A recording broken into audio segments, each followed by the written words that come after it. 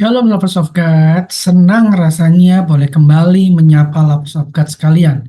Doa saya setiap lovers of God yang menyaksikan video ini terus berada dalam kasih karunia Tuhan. Amin, amin, amin. Saya juga berdoa agar setiap video renungan yang ada di channel ini boleh menjadi berkat buat setiap lovers of God. Dan jika lovers of God terberkati, boleh klik tombol like, dan mari bagikan berkat yang didapat di kolom komentar. Ketik di kolom komentar supaya boleh juga menjadi berkat bagi yang lain. Jangan lupa untuk subscribe bagi lovers of God yang belum dan nyalakan loncengnya supaya tidak ketinggalan setiap kali saya upload video-video renungan terbaru. Nah, kali ini lovers of God, kita akan merenungkan tentang ayat yang familiar buat kita orang Kristen, yaitu terambil dalam Matius 7 ayat yang ke-23.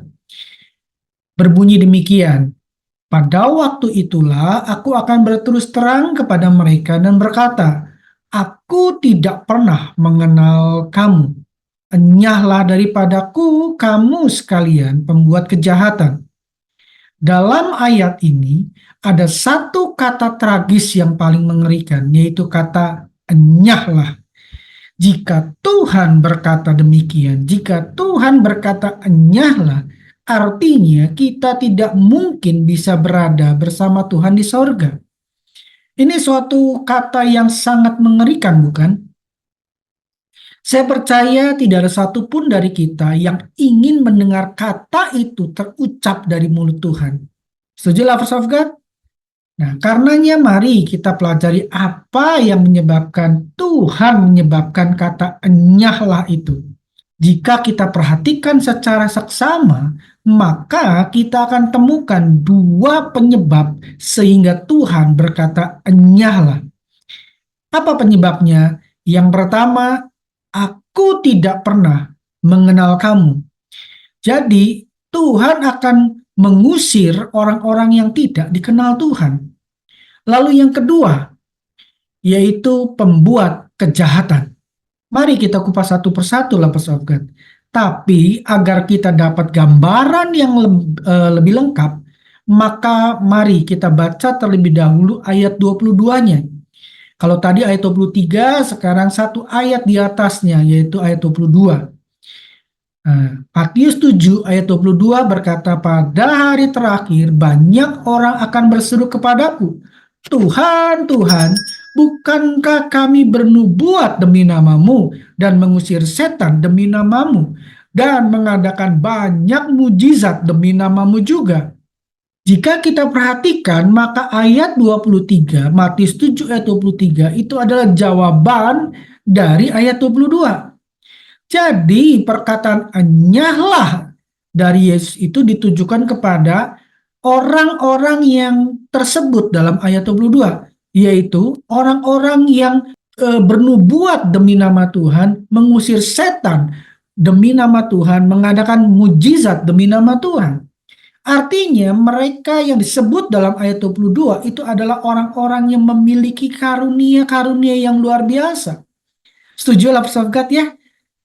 Artinya mereka bukan sembarangan orang.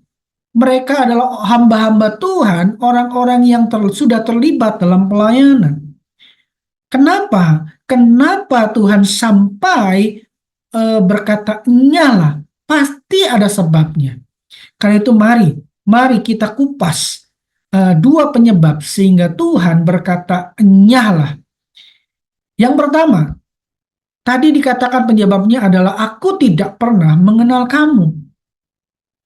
Orang yang bakal diusir Tuhan adalah orang yang tidak dikenal Yesus. Pertanyaannya begini lovers of God.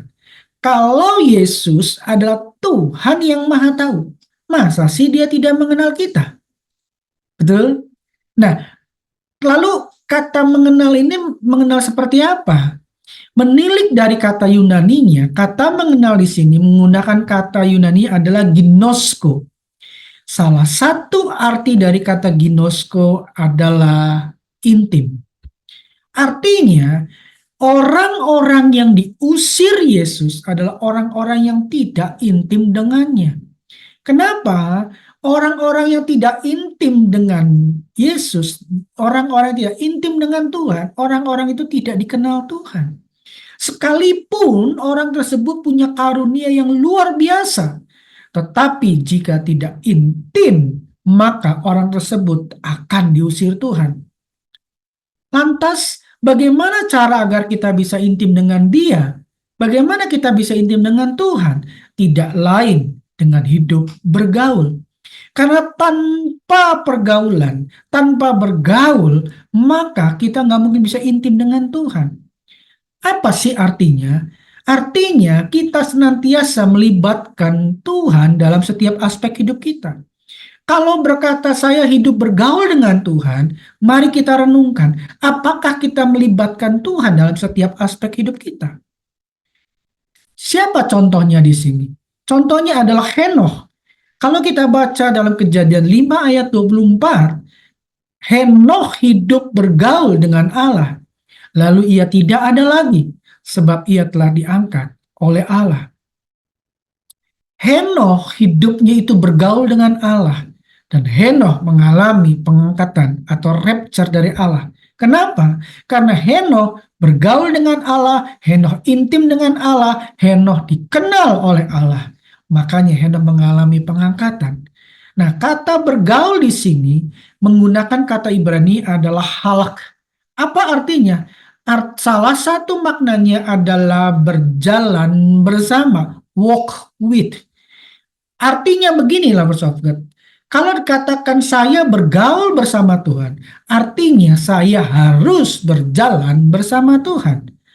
Aneh rasanya jika kita berkata saya bergaul dengan si A, tapi saya nggak pernah berjalan bersama dengan si A. Betul? Jadi orang yang bergaul, berjalan bersama Tuhan setiap hari, maka orang itu akan dikenal Tuhan. Akibatnya orang tersebut tidak akan diusir Tuhan. Hal yang kedua yang terjadi pada orang yang intim dengan Tuhan adalah adanya transfer value Tuhan dalam kehidupannya. Jadi kalau kita bilang saya intim dengan Tuhan, tapi tidak ada value-nya Tuhan dalam kehidupan kita sehari-hari, maka patut dicurigai orang tersebut intim dengan siapa. Ya, setuju? Nah, jika kita tidak ingin diusir oleh Tuhan, maka mari intimlah dengan Dia. Caranya gimana? Hidup bergaul dengan Dia. Gimana caranya hidup bergaul dengan Dia? Kita libatkan Dia setiap hari. Ya, dalam setiap aspek hidup kita. Dalam cara kita berbisnis, cara kita bekerja, cara kita studi, cara kita bertransaksi, cara kita berkomunikasi. Ayo, libatkan Tuhan. Ketika kita ada problem, mari libatkan Tuhan. Ketika kita sedang senang, sukacita, mari libatkan Tuhan. Jangan tempatkan Tuhan sebagai ban serep dalam hidup kita. Kalau dalam hidup kita itu ada value-nya Tuhan, maka orang-orang yang di sekitar kita yang melihat kita akan seperti melihat Tuhan itu sendiri. Bukankah ini yang disebut kita menjadi saksi Kristus? Setuju? Penyebab yang kedua sehingga kita bisa diusir oleh Tuhan adalah pembuat kejahatan. Kejahatan seperti apa? Nah, kata kejahatan di sini menilik dari kata Yunaninya yaitu anomia, yang salah satu maknanya adalah kedurhakaan. Wah, apa hubungannya? Ya, jadi maksudnya adalah orang-orang hebat yang disebut dalam ayat 22, orang-orang yang berkarunia dalam ayat 22, itu melakukan kedurhakaan ketika mereka melupakan Tuhan, tidak ingat lagi pemberi karunia mereka. Ibarat kata pepatah, kacang lupa kulitnya. Ya, di mata Tuhan, orang yang kacang lupa kulitnya tadi, orang yang melupakan Tuhan, lupa tidak ingat siapa pemberi karunia mereka, mereka disebut melakukan kedurhakaan, dan ini di mata Tuhan ini adalah termasuk kejahatan.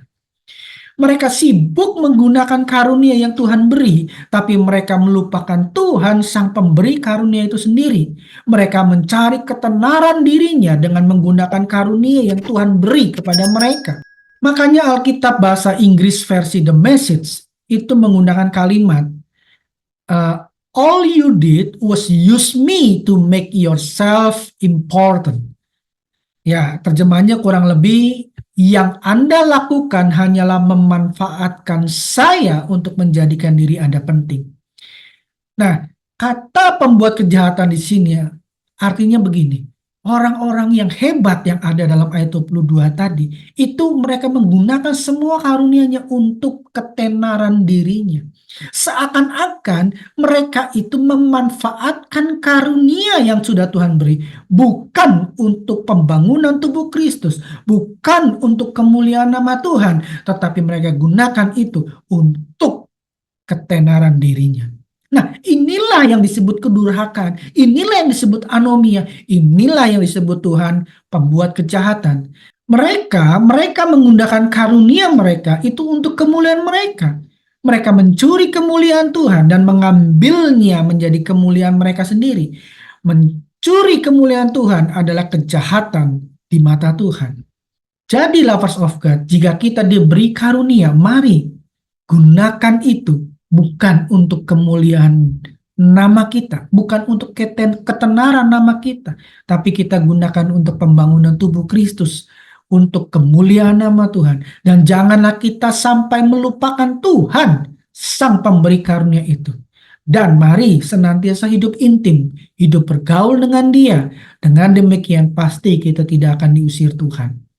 Karena sejatinya Tuhan itu rindu rumahnya penuh dengan jiwa-jiwa. Amin. Amin lovers of God. Dengan kita lakukan hidup intim dan tidak mencuri kemuliaan Tuhan untuk ketenaran nama kita dengan segala karunia yang kita punya, maka kita sudah melakukan kehendak Bapa. Dengan demikian pintu sorga tidak akan tertutup buat kita. Satu ayatnya di atas 22 yaitu ayat 21 berkata demikian. Matius 7 ayat 21. Bukan setiap orang yang berseru kepadaku, Tuhan, Tuhan akan masuk ke dalam kerajaan sorga, melainkan dia yang melakukan kehendak Bapakku yang di sorga. Apa kehendak Bapa? Kehendak Bapa adalah kita hidup intim dan tidak mencuri kemuliaan Tuhan. Amin, lovers of God. Kiranya renungan ini boleh mengingatkan setiap kita, lovers of God, khususnya kita para hamba Tuhan, agar jangan sampai kita diusir Tuhan. Biarlah kita selalu ingat akan perkataan Paulus dalam 1 Korintus 9 ayat yang ke-27. Paulus berkata, aku melatih tubuhku dan menguasai seluruhnya, supaya sesudah memberitakan Injil kepada orang lain, jangan aku sendiri ditolak. Jangan aku sendiri diusir oleh Tuhan. Ya. Jadi mari senantiasa kita ingat perkataan Paulus ini. Jangan sampai kita sendiri ditolak. Gimana caranya? Hidup intim dan jangan kita mencuri kemuliaan Tuhan. Amin lovers of God. Sampai bertemu lagi dalam renungan-renungan yang lain. Dan terima kasih untuk semua dukungan lovers of God sekalian yang akan membuat channel ini dapat terus memberkati lebih banyak orang lagi. Sekali lagi terima kasih. Tuhan Yesus memberkati dan ini manaku.